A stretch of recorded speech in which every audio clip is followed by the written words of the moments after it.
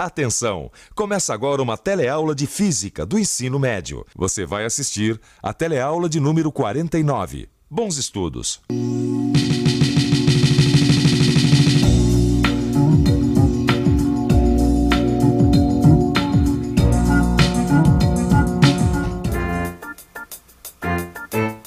Ô, Gil, você desculpa perguntar, o que tá acontecendo aí? Faz mais de meia hora que você tá zanzando pelo apartamento, mexe numa coisa, mexe em outra, você tá ficando meio maluco? O que tá acontecendo? Não é nada não, Vicente. É o seguinte, sabe o que é? Eu tava pensando numa coisa que o meu amigo Roberto me disse. Que a gente é capaz de entender a luz pelas coisas mais simples do nosso dia a dia, sabe? Através de um rádio, um micro-ondas, uma chapa de pulmão. Então eu tô aqui pesquisando. Mas agora não adianta você ficar só olhando, você tem que se informar, entendeu? Não esquenta a sua cabeça. No final dessa teleaula aqui, você vai estar craque no assunto. Hoje você vai aprender o que são e quais são as características das ondas eletromagnéticas. Vai descobrir o que são os fótons e o que é a luz.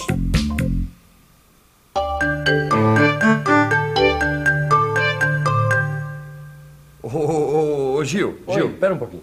Eu vou te ajudar. Vamos fazer uma coisa? Vamos pôr a mão na massa e estudar o que são as ondas eletromagnéticas. Vamos nessa? Peraí. Ondas eletromagnéticas? Exatamente. O que isso tem a ver com a minha curiosidade, Vicente? Olha, eu tô querendo saber o que é e quais são as características da luz. Simples. Exatamente. Só Então isso. a primeira coisa que você tem que aprender é a seguinte. A luz é uma onda eletromagnética.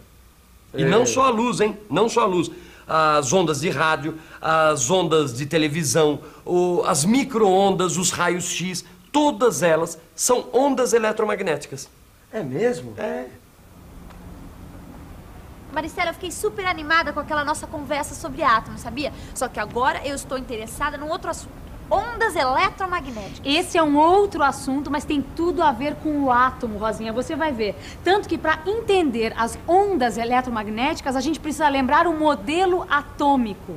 Observe este esquema. Este é o modelo atômico de Rutherford Bohr. Neste modelo, os elétrons se distribuem em níveis de energia ao redor do núcleo. Nos níveis mais afastados, a energia do elétron é maior. Quando o átomo absorve energia, um de seus elétrons se afasta do núcleo, isto é, vai para um nível de energia maior. Quando ocorre o contrário, isto é, quando um elétron se aproxima do núcleo, o átomo emite energia. Ah, e a energia absorvida ou emitida é igual à diferença de energia entre esses dois níveis.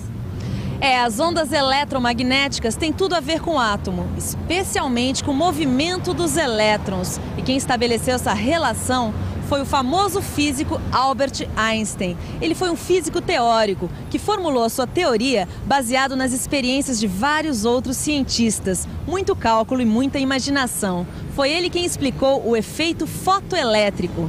E antes da gente falar mais sobre as ondas eletromagnéticas, vamos entender direitinho o que é este efeito fotoelétrico. Efeito fotoelétrico é a emissão de elétrons de uma superfície metálica devido à incidência de luz.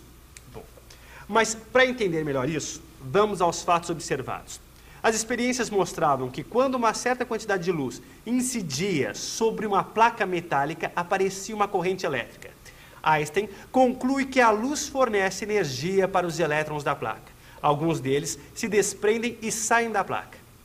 Tá tudo legal, Vicente. Agora, eu só não entendo o que tudo isso tem a ver com a luz, sabe? Calma, que você já vai entender. Nós já estamos chegando lá. Olha aqui, ó. Einstein queria explicar o aparecimento da corrente elétrica através da incidência de luz sobre uma superfície metálica. Mas aí havia um outro fato muito importante que começou a aparecer nas experiências. Só com alguns tipos de luz, ou seja, com algumas cores, essa tal corrente era produzida. E aí é que vem as conclusões mais interessantes de Einstein. Olha só. Einstein propôs que a luz é formada por vários e pequenos pacotes de energia, que ele chamou de fótons. Esses fótons podem carregar diferentes quantidades de energia, dependendo da cor da luz. Para provocar o aparecimento da corrente elétrica, os fótons que incidem na placa precisam ter uma certa quantidade de energia. Isso explica por que a corrente só aparece com algumas cores. Assim, Einstein explicou o efeito fotoelétrico e mais, explicou também como ocorrem processos de emissão e absorção de luz. Quando um átomo absorve um fóton, ele ganha energia. Esta energia é transferida a um de seus elétrons, que muda de nível de afastando-se do núcleo. Este é o processo de absorção de luz. No processo de emissão de luz, ocorre o inverso. O átomo perde energia e um de seus elétrons vai para um nível de energia menor. Ah, agora sim, Vicente. Olha, quer dizer então que a luz é formada por pacotinhos, né? Que correspondem a determinadas quantidades de energia. Exatamente, não é isso? E Gil. que esses pacotinhos são chamados de fótons. Ah, tá começando a entender o que é a luz, tá vendo? Ah, agora, e aquelas ondas eletromagnéticas que você estava falando no começo da teleaula? Calma, que daqui a pouco você vai entender a relação entre a luz e as ondas eletromagnéticas. Ó. Tá. Tá certo, eu entendi. A luz é formada por fótons que na verdade são partículas. Só que agora ficou mais complicado. Porque eu me lembro que numa teleaula a gente viu que um cientista chamado Maxwell havia concluído que a luz é um tipo de onda que é formada por uma sucessão de campos elétricos e magnéticos. Ou seja, é uma onda eletromagnética. Agora, ele estava enganado? Não, é isso mesmo, Rosinha.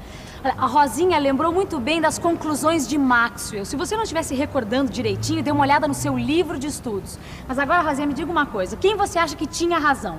Maxwell, que disse que a luz é um tipo de onda, ou Einstein, que descobriu que a luz era formada por partículas, chamadas de fótons? Será que a luz é onda ou partícula?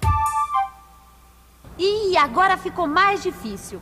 Na verdade, os dois estavam certos, Rosinha. E esta foi a grande sacada de Einstein. Ele propôs o seguinte: quando a luz interage com a matéria, ela se comporta como uma partícula. Quando ela está viajando pelo espaço, é uma onda eletromagnética. Ah, Vicente, eu acho que eu entendi. Quer dizer que a luz é um tipo de onda eletromagnética. E quando essas ondas entram em contato com a matéria, elas se comportam como se fosse uma partícula. E essas partículas são chamadas de fótons. Exatamente. Agora, sabe o que não está entrando na minha cabeça? É o seguinte, que não está dando para engolir. É que você me disse que as ondas eletromagnéticas são iguais às ondas mecânicas. Não, mas não é para engolir mesmo. Elas têm semelhanças. As ondas eletromagnéticas não são idênticas às ondas mecânicas. Elas têm semelhanças só. Uma diferença fundamental, por exemplo, é que as ondas mecânicas, elas precisam de um meio material para se propagar. Enquanto as ondas eletromagnéticas não. Elas se propagam no vácuo. No vácuo? É. Ah, então quando os astronautas estão na Lua tentando se comunicar com a Terra, eles se comunicam através de ondas eletromagnéticas. Exatamente. Eles se comunicam com a Terra através das ondas de rádio. E as ondas de rádio, as micro-ondas, as ondas de televisão, a luz, são todos exemplos de ondas eletromagnéticas. Agora ficou mais fácil, né, Maristela? Porque se quase tudo que vale para as ondas mecânicas vale também para as ondas eletromagnéticas, então fica mais fácil entender as características das ondas eletromagnéticas. E fica mais fácil mesmo, Rosinha. É só você lembrar que todas as ondas são caracterizadas por um valor de frequência e comprimento de onda. No seu livro você vai encontrar tudo isso. Nele você descobre como essas grandezas se relacionam e encontra os valores de frequência e do comprimento de onda de diversas ondas eletromagnéticas.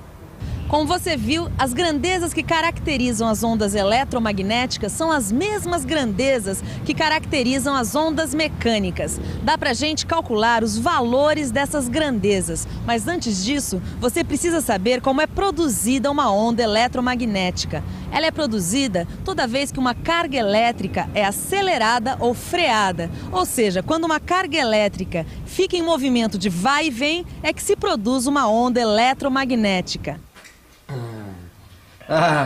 Vicente, é o seguinte, estou ficando fera nesse negócio de ondas eletromagnéticas. Só que é o seguinte, não é tão simples assim, né? Não, realmente não é simples. Agora, com calma, a gente acaba conseguindo entender tudo. Aliás, depois dessa teleaula, pegue seu livro e dê uma revisada em tudo que a gente está vendo aqui. Com certeza vai ficar tudo muito mais claro para você. Bom, já que você falou nesse negócio de ficar claro, surgiu uma dúvida. Olha, se as ondas do rádio, da TV, do micro-ondas, se todas essas ondas são ondas eletromagnéticas, por que o nosso olho só consegue perceber a luz? Não consegue perceber, por exemplo, as ondas do rádio? Essa é uma boa pergunta. E para saber a resposta, a gente vai precisar conhecer o espectro eletromagnético. Espectro eletromagnético? Exatamente. Porque além da frequência e do comprimento de onda, as ondas eletromagnéticas, elas têm uma outra característica, a quantidade de energia. E a quantidade de energia, ela varia justamente de acordo com a frequência e com o comprimento de onda. Você lembra do som? As ondas sonoras, assim como as ondas eletromagnéticas, elas têm frequências, tá certo? E no caso do som, o ouvido humano só consegue captar sons com frequências num determinado intervalo, tá certo? Ah, eu já vi tudo. Então, quer dizer, no caso das ondas eletromagnéticas é a mesma coisa, não é isso? É. Então, olha, a gente só consegue enxergar as ondas cujas frequências estão num determinado intervalo. Exatamente. Agora, não se esqueça, as ondas eletromagnéticas, elas são fótons. E o nosso olho só capta fótons com uma quantidade de energia específica. Você lembra? Quando um elétron muda de um nível de energia maior para um menor, ele emite um fóton. E é esse fóton que o nosso olho absorve e transforma num sinal elétrico que vai ser mandado para o cérebro. Ah, e não tem segredo, né, Vicente? É só a gente dar uma olhada no espectro eletromagnético. Olha aqui. Aqui do lado esquerdo estão os valores da frequência das ondas eletromagnéticas, cuja unidade é o Hertz. Aqui, nessa escala do lado direito, estão os valores dos comprimentos de onda. Olhando de baixo para cima, quanto mais a gente sobe, maior é a frequência e menor o comprimento de onda. E mais energéticos são os fótons que compõem a onda. Olha só, aqui embaixo estão as ondas de rádio AM. Um pouco mais acima, as de rádio FM e de TV. Logo acima estão as micro-ondas, o infravermelho e olha aqui, essa faixinha estreita aqui, luz visível. Apenas as ondas que ficam nesse intervalo é que são captadas pelo nosso olho. Aumentando ainda mais a frequência, chegamos nos raios ultravioleta. Depois vem os raios X e os raios gama, que correspondem a fótons de muita energia, resultantes de mudanças no núcleo dos átomos. E você reparou uma coisa importante, Gil? A energia dos fótons é diretamente proporcional à frequência e inversamente proporcional ao comprimento de onda. Ou seja, quanto maior a frequência e menor o comprimento de onda, mais energéticos são os fótons. Acho que agora dá para você entender por que o teu amigo Roberto disse que dava para compreender a luz a partir das coisas do dia a dia. Porque a própria luz, as ondas de rádio, de TV, as micro-ondas, os raios X que a gente usa para tirar chapa de pulmão, por exemplo, todos eles são exemplos de ondas eletromagnéticas. Só que cada uma dessas ondas tem um valor característico de frequência, de comprimento de onda e de energia. Puxa, que legal, viu, Maristela? O que mais me chamou a atenção foi a faixa da luz visível. Ela é tão estreita, né? É estreita e ainda é dividida em 6. Você quer ver? Liga esta luz aí e dá uma olhada aqui. Esta faixinha é dividida em 6 pequenas faixas e cada uma com uma frequência. Cada frequência corresponde a uma cor do arco-íris. É interessante, não é? Mas os resultados mais importantes das pesquisas sobre a luz estão mesmo na compreensão do nosso velho amigo átomo. Como assim? Bem, você viu que as ondas eletromagnéticas estão intimamente ligadas com o movimento dos elétrons. E foi através das pesquisas com a luz que os cientistas conseguiram entender melhor como as cargas se movimentam no interior do átomo. Eles perceberam que assim como o fóton tem características de onda, o mesmo acontece com os prótons, elétrons, píons, nêutrons, enfim, com todas as partículas. Todas elas são ondas e partículas ao mesmo tempo.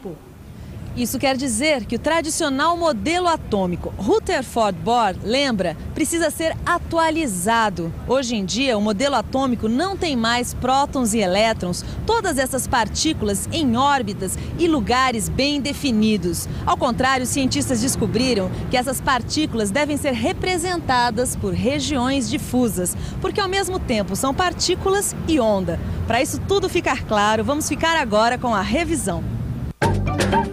E atenção, se liga aí que é a hora da revisão. Na teleaula de hoje, você aprendeu que a luz é uma onda eletromagnética, assim como as ondas de rádio, TV, etc. Você viu que essas ondas podem se propagar até no vácuo. Além disso, as ondas eletromagnéticas são caracterizadas por um valor de frequência, de energia e de comprimento de onda. Você aprendeu também que a onda eletromagnética é ao mesmo tempo onda e partícula, e que essa partícula se chama fóton e carrega uma determinada quantidade de energia. Finalmente você viu que todas as partículas, como o elétron, o próton e o nêutron, também se comportam como onda e partícula ao mesmo tempo. É isso aí, gente. Até a próxima. Até lá.